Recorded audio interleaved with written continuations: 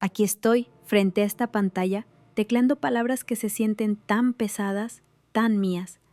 Nunca pensé que terminaría en un foro como este, compartiendo lo que considero mi mayor vergüenza, mi secreto más ardiente, pero también, y esto es lo más extraño, la única verdad que he tenido en mucho tiempo. Dicen que aquí uno puede desahogarse, que hay otros que entienden. Espero que sí, porque ahora mismo me siento a la deriva en un vacío, con el corazón apretado y las manos temblorosas. Todo es tan nuevo, tan crudo. Hace solo unas horas ocurrió. Me llamo Isabel. Tengo 20 años. Soy una joven artista en apuros, viviendo en una pequeña y angosta buhardilla en el centro de este pueblo conservador. Mi vacío no viene de la opulencia, sino del estancamiento creativo que me asfixia. La presión económica me obliga a menudo a dejar de lado mi pasión por el arte para hacer trabajos ocasionales, como dar clases básicas de pintura a niños o ayudar en la anticuada tienda de antigüedades. Mis sueños de ser reconocida como artista se sienten cada vez más lejanos, enterrados bajo montones de facturas de alquiler y pintura seca. Además, vivir en este pequeño pueblo significa que cada uno de mis movimientos es observado, cada elección juzgada. Los vecinos me conocen desde niña, y mi imagen de la chica artista rara siempre ha venido acompañada de susurros y miradas escépticas. Me siento atrapada en una jaula invisible hecha de expectativas ajenas y normas rígidas. Me muevo entre una rutina monótona, gestos aprendidos, sonrisas vacías. Mateo, mi esposo, no es el hombre intachable que la gente cree. Es una figura verbalmente abusiva y emocionalmente manipuladora. Mateo, quizás un contable local o el dueño de algún negocio respetado en el pueblo, usa su posición e influencia para controlarme. Sus palabras son afiladas, despectivas con mi talento artístico y a menudo me hacen sentir inútil, una soñadora irreal. ¿Cuándo vas a dejar de pintar esos garabatos de niña y harás algo útil? Es su frase favorita. Mi vacío no solo proviene del estancamiento creativo, sino también de esta relación asfixiante. Mateo nunca me ha golpeado, no físicamente, pero sus palabras dejan moretones en mi alma. Me he vuelto invisible para él y lo que es peor, para mí misma. En el que se supone que es mi hogar, me siento como un fantasma, flotando en un silencio frío. Anhelo ser vista, ser amada, ser deseada, no por obligación, sino por una necesidad innegable. Había olvidado lo que se sentía. La pasión prohibida que llegó después no fue solo una tentación, fue una huida desesperada hacia la libertad y la autoafirmación. Me pasaba las tardes en mi buhardilla, mirando lienzos en blanco, con el pincel en la mano, sintiéndose extraño. Necesitaba sentir algo, cualquier cosa, antes de que esta inercia me consumiera por completo. Y entonces llegó Roberto. Roberto es nuestro nuevo y misterioso vecino, y es mucho más joven que yo. Es un estudiante de arquitectura que se mudó al apartamento de abajo para hacer una pasantía. La noticia de su llegada se extendió rápidamente por el pequeño pueblo. Un forastero, tan joven, con un aire diferente. Mateo se quejaba de la gente de ahora y el ruido, pero yo, en cambio, sentía una extraña mezcla de nerviosismo y curiosidad. Roberto era diferente. Tenía una energía tranquila, pero potente. Sus ojos, Dios mío, esos ojos tenían una mirada aguda, oscura, que parecía desnudar el alma. No de forma lasciva, no, sino como si pudiera ver dentro de ti, más allá de las máscaras, más allá de la calculada pulcritud de mi existencia. Su presencia fue como una ráfaga de aire fresco que irrumpió por la ventana desgastada de mi buhardilla. A él no le importaban los rígidos modales del pueblo. A veces tocaba una guitarra acústica en su balcón con melodías hermosas y melancólicas que para mis oídos sedientos de arte eran una bendición. A menudo me saludaba en la estrecha escalera, su sonrisa era genuina y me hablaba de arte, de mis sueños, de la gran ciudad de donde venía. Me escuchaba, no solo oía mis palabras, sino que parecía sintonizar con los silencios entre ellas, con las cosas que no decía. Me desafiaba a sentir, a pensar, a atreverme a soñar de nuevo. Con él me sentía expuesta, sí, pero viva. Nuestras miradas se hicieron largas, demasiado largas. Sus toques accidentales en el pasillo o cuando nos cruzábamos en el supermercado se volvieron cada vez más conscientes. Una mano en mi brazo cuando tropezaba con una pila de lienzos, un roce de hombro en la escalera, un ajuste innecesario de la pintura en mis dedos mientras discutíamos técnicas artísticas. Cada interacción era un recordatorio de la pasión y el anhelo que ardían bajo la superficie. Una llama que creía extinguida para siempre. Era peligroso, lo sabía, lo sentía en cada fibra de mi ser, pero también era lo único que se sentía real. El primer beso ocurrió hace unas semanas, una tarde envuelta en lluvia torrencial. Mateo estaba en una reunión del comité del pueblo, como de costumbre, debatiendo minucias durante horas. Yo acababa de terminar unas compras de material de arte fuera del pueblo, y tuve que pedir un taxi para volver por la lluvia. Estaba sentada en el asiento trasero, agotada, y de repente el taxi se detuvo. Un golpe en la ventanilla. Roberto. Él venía de la tienda de la esquina, y también lo había sorprendido la lluvia. El taxi estaba vacío, así que subió. Sube, nos sentamos dentro, en medio del estruendo de la lluvia, golpeando el cristal y el monótono sonido de limpia parabrisas. Había un silencio denso, solo roto por la furia de la tormenta. De repente, él levantó la mirada del periódico que traía, sus ojos fijos en mí. No dijo nada y yo tampoco. La tensión en el aire era casi eléctrica. Se me cayó una bolsa. Él se inclinó lentamente. La recogió por mí, y cuando nuestras manos se rozaron, la chispa fue innegable.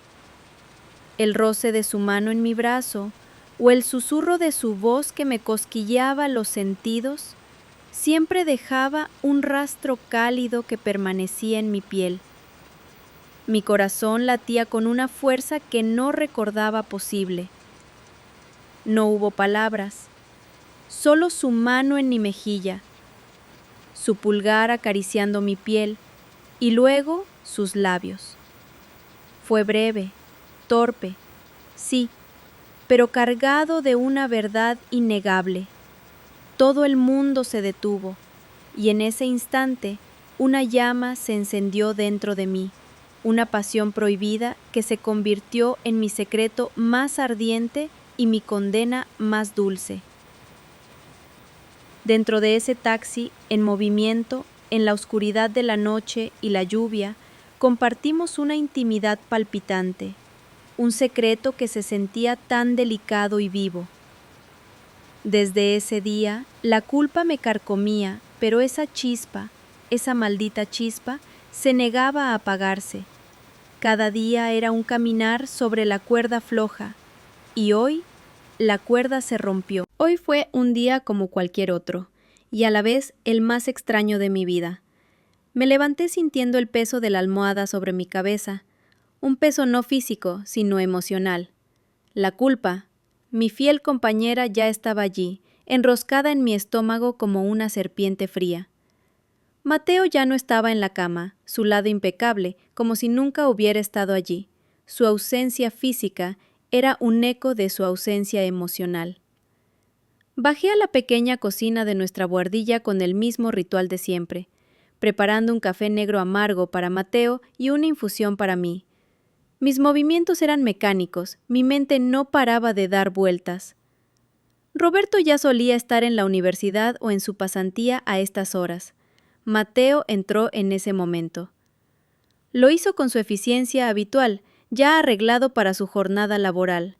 No me besó, solo un gruñido ininteligible de «buenos días», y luego se sentó a nuestra pequeña mesa sin realmente mirarme.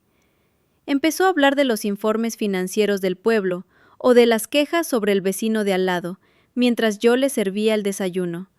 Mis manos temblaban un poco al sostener la cafetera, pero él no lo notó, o quizás sí, pero lo atribuyó a mi torpeza. Mateo siempre fue un hombre de hechos, no de matices emocionales, y eso fue lo que me llevó a este abismo. Mientras desayunábamos, la tensión era palpable, al menos para mí. Cada vez que mi mirada se dirigía a la entrada de la buhardilla de Roberto, sentía una punzada eléctrica. Mateo hablaba, hablaba y hablaba, llenando el espacio con su voz monótona como si quisiera ahogar cualquier otra voz, cualquier otra conexión.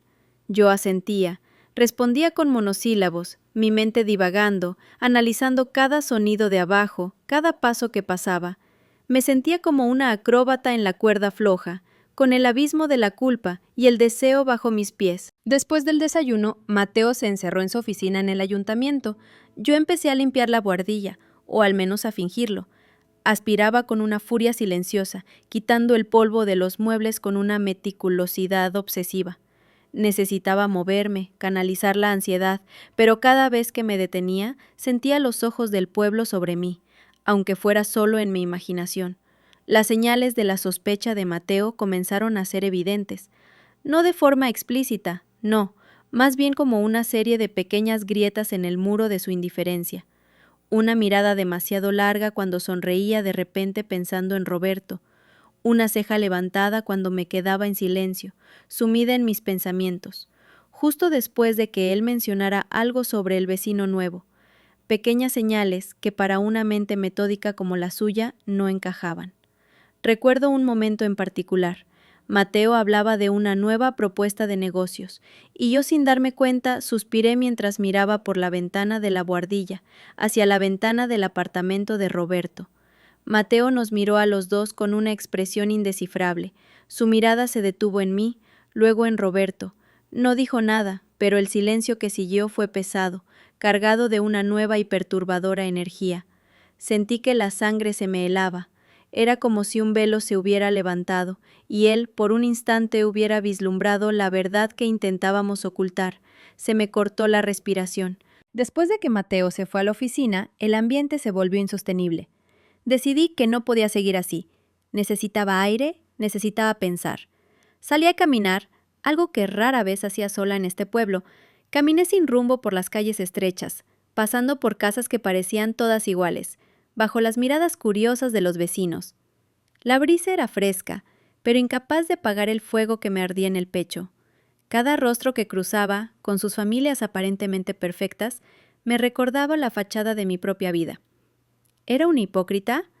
¿Iba a destruir todo lo que había construido por un deseo que ni siquiera sabía si era real o solo la desesperación de una mujer vacía? Las palabras que Roberto me había dicho una vez, mientras hablábamos de arte abstracto, resonaron en mi cabeza. Isabel, ¿y si al romper todas las reglas nos encontramos a nosotros mismos? Era una espada de Damocles, pendiendo sobre mi cabeza. Llegué al pequeño parque del pueblo. Me senté en un banco viejo, observando a los niños jugar. Sus risas inocentes eran un contraste doloroso con la tormenta de mi alma. Las lágrimas que había contenido durante todo el día finalmente brotaron, rodando por mis mejillas, calientes, saladas. Lloré por la Isabel que fui, por la Isabel que se había perdido en una jaula que no era de oro, sino de rejas de expectativas, por la Isabel que ahora estaba atrapada entre dos hombres, uno que la controlaba y la menospreciaba, y otro que la veía con una intensidad tan aterradora y atractiva. Lloré por la posibilidad de perderlo todo, por la certeza de que ya había perdido algo irrecuperable. El sol comenzó a declinar, pintando el cielo con tonos melancólicos de naranja y púrpura. Sabía que Mateo pronto estaría en casa, y la cena se cernía sobre nosotros como una guillotina. La perspectiva de sentarnos los dos a la mesa fingiendo normalidad me revolvía el estómago. Me levanté del banco, mi cuerpo rígido, mi alma exhausta. Cuando regresé a la buhardilla, el silencio que me recibió era denso, casi opresivo. Entré por la puerta, el eco de mis pasos resonando en el suelo de madera gastada. La buhardilla se sentía como una trampa silenciosa. Me dirigí a la cocina con la intención de preparar algo ligero para cenar, pero mis movimientos eran lentos, arrastrados. Cada objeto que tocaba, cada utensilio, parecía amplificar el ruido de mi mente. ¿Qué iba a hacer? ¿Cómo podría seguir con esta farsa? De repente, un sonido de pasos en la escalera de abajo, y luego un golpe suave en la puerta de mi buhardilla. Isabel, era Roberto. Mi corazón se disparó, como si acabara de recibir una descarga eléctrica. La culpa se me atragantó en la garganta, pero el deseo, ese maldito deseo, vibraba en cada célula de mi cuerpo. Abrí la puerta lentamente, mi respiración apenas audible. Roberto, susurré, mi voz casi inaudible. Él estaba en el umbral, su silueta recortada contra la luz menguante. Sus ojos se fijaron en mí. En la penumbra, esos ojos parecían dos pozos oscuros y profundos, llenos de comprensión y un anhelo apasionado que me imantaba. El aire entre nosotros se volvió de repente denso con una atracción tácita. Podía sentir su aliento, el tenue aroma a óleo y papel que era embriagador, atrayéndome hacia él como un imán. Él no dijo nada y yo tampoco. El silencio entre nosotros era más elocuente que 1000 palabras, un silencio cargado de todo lo que sentíamos, de todo lo que nos negábamos a nombrar. Cada respiración se sentía más profunda, más significativa, mientras nuestras miradas se encontraban en el denso silencio. Había una especie de promesa, o quizás una condena, que vibraba entre nosotros, tan cerca que casi dolía. Mis piernas temblaban, sintiendo el calor emanando de su cuerpo, una sensación que recorría desde la planta de mis pies hasta la coronilla, despertando algo que había dormido por mucho tiempo. Justo en ese instante oí el sonido de la llave girando en la puerta de abajo. Mateo había llegado. Un silencio absoluto, pesado, envolvió nuestra pequeña casa. Y luego el sonido de sus pasos pesados subiendo las escaleras, acercándose hacia mi buhardilla. Mis ojos se abrieron de par en par, una punzada de pánico atravesó mi pecho. Roberto también lo escuchó. Su mirada se endureció, pero no se movió. Era como si el tiempo se hubiera congelado. Mateo apareció en el umbral de mi buhardilla. Sus ojos, que al principio parecían cansados, se detuvieron en nosotros, en nuestra cercanía, en la intensidad de nuestras miradas, en la atmósfera cargada que nos envolvía. Su expresión cambió en un instante. Fue una mezcla de confusión, incredulidad y finalmente una comprensión fría que me heló hasta los huesos. Su mirada pasó de mí a Roberto y luego regresó a mis ojos, con una lentitud deliberada. No había ira en su rostro, no. Había algo mucho peor, un vacío, una decepción tan profunda que se sintió como un golpe físico. Era como si el velo que había cubierto su vista durante años se hubiera rasgado de repente. De pronto, lo vio todo. No hicieron falta palabras. La verdad horrenda, cruda y prohibida, estaba allí, palpable entre nosotros. Se me cortó la respiración por completo. El aire se me atascó en los pulmones. Sentí que el mundo se me venía encima. Mis rodillas flaquearon y tuve que apoyarme en el marco de la puerta para no caer. La vergüenza me inundó, una ola de humillación que me hizo arder el rostro. Mateo, el hombre con el que había compartido mi vida, estaba allí, mirándome con unos ojos que ya no eran los de mi esposo, sino los de un extraño traicionado. Y Roberto, mi joven vecino, el objeto de mi deseo prohibido, permanecía inmóvil, con la mirada fija en Mateo, una silenciosa aceptación de su destino. El silencio era ensordecedor, solo roto por el latido frenético de mi propio corazón, que parecía querer salírseme del pecho. El aire se volvió irrespirable, el tiempo se detuvo.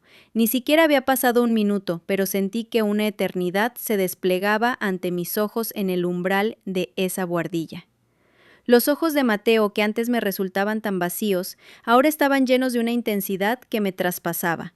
Vi en ellos incredulidad, dolor, traición. Era como si la película de nuestra vida se estuviera reproduciendo en su mirada y cada fotograma estuviera siendo reevaluado a la luz de esta nueva y devastadora revelación.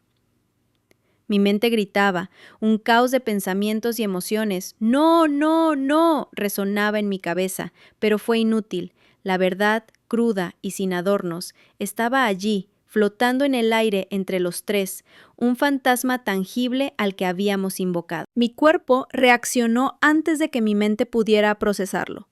Un escalofrío me recorrió de la cabeza a los pies, aunque el calor seguía quemándome la cara.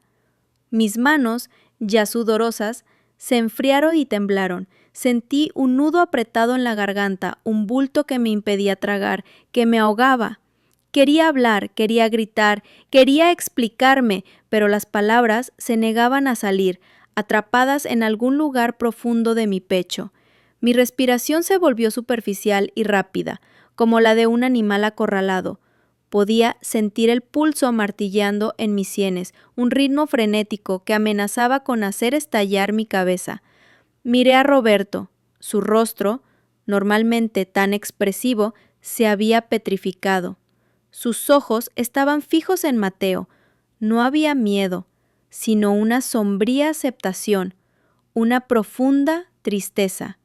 Era como si él, desde el principio, supiera que este momento llegaría, que esta era la consecuencia inevitable de haberme devuelto la vida.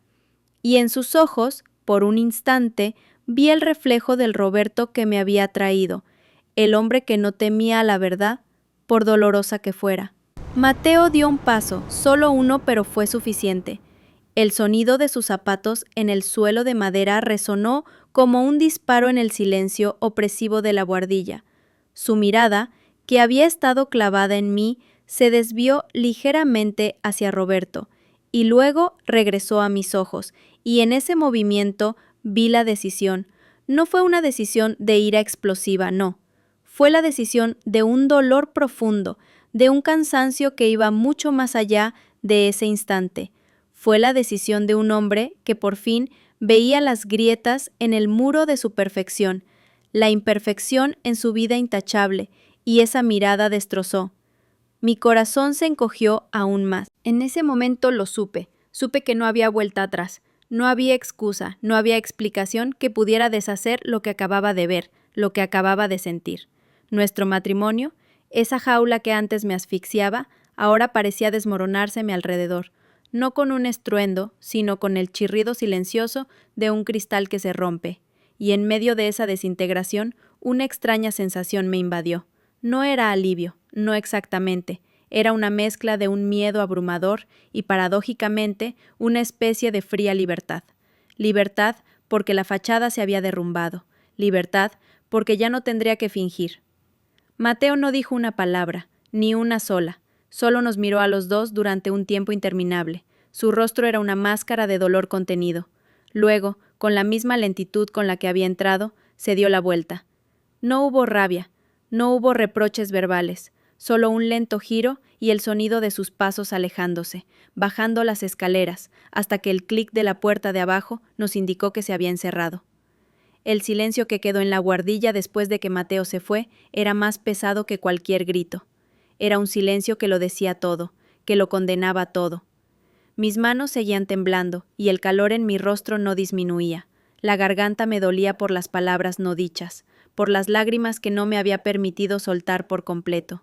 Me quedé inmóvil, mirando la puerta por donde Mateo había desaparecido, como si esperara que regresara, gritara, me diera la oportunidad de defenderme, de rogar, de explicar lo inexplicable.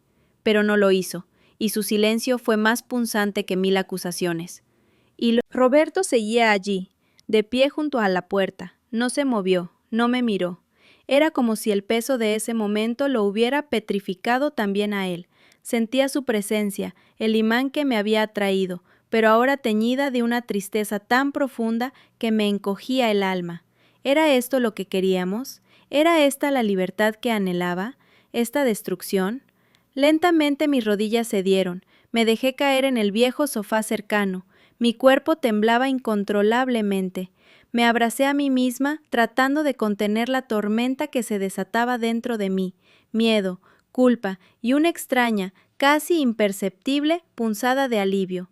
El secreto había estallado, la verdad había sido revelada, la cuerda se había roto, y yo caía. ¿Pero hacia dónde? Mis ojos se llenaron de lágrimas de nuevo, esta vez sin contención. No eran lágrimas de tristeza, o no solo eso, eran lágrimas de pura confusión, crudas, abrumadoras. ¿Qué había hecho? Había destruido mi vida por un anhelo, por una chispa que ni siquiera sabía si era sostenible. Mateo, su rostro, esa mirada de decepción que me perseguiría el resto de mi vida. ¿Cómo le explicaría esto a la gente de este pueblo? ¿Cómo les diría que la artista a la que consideraban extraña ahora había derribado su propia vida por una pasión prohibida? Volví a mirar a Roberto. Él seguía allí, mirando la oscuridad que envolvía la escalera. Su figura era fuerte, pero ahora también parecía encorvada. La vitalidad ruda que me había cautivado parecía haberlo abandonado en ese instante. ¿Y él? ¿Qué sería de él? Mateo, que era uno de los hombres más respetados del pueblo, acababa de ser traicionado por mí y por Roberto, su nuevo vecino. La pregunta que Roberto me había planteado resonó en mi mente con una fuerza abrumadora, casi profética. ¿Y si al romper todas las reglas nos encontramos a nosotros mismos? En ese momento no era una pregunta retórica, era una realidad dura y dolorosa. Habíamos roto las reglas, y la sensación que me invadía era precisamente la de haberlo perdido todo. La estabilidad, la seguridad, la apariencia de una vida perfecta, todo se había desvanecido en un instante, con una simple mirada, con un silencio cargado de significado. No sabía qué iba a pasar ahora. No había planes, no había soluciones, solo este silencio devastador y el eco de la puerta de Mateo que se había cerrado. Mi futuro, que antes era un camino claro y predecible, ahora se extendía ante mí como un abismo oscuro y desconocido. ¿Puede una mujer elegir su propia felicidad y autenticidad cuando eso significa la destrucción de todo lo que conoce? La respuesta en ese momento me pareció un no rotundo y aterrador. La felicidad que sentí con Roberto era incierta, nacida de una transgresión que ahora me torturaba con una culpa insoportable y un miedo paralizante. Permanecí allí, en la penumbra de la buhardilla, escuchando el silencio de la casa, el silencio de mi vida destrozada. El aire seguía siendo pesado, cargado con los restos de la confrontación no verbal. No había una solución inmediata, solo la necesidad de respirar, de procesar, de comprender la magnitud del terremoto que acababa de experimentar. La historia de ese día, el día en que todo cambió, termina aquí. Sentada en el sofá con la certeza de que mi vida nunca volverá a ser la misma, y la incertidumbre de si al final será para mejor o para mi total destrucción. La oscuridad de la noche comenzó a tragar la buhardilla, y yo me sentí igualmente engullida, sola y con el eco de un amor prohibido resonando en mi alma.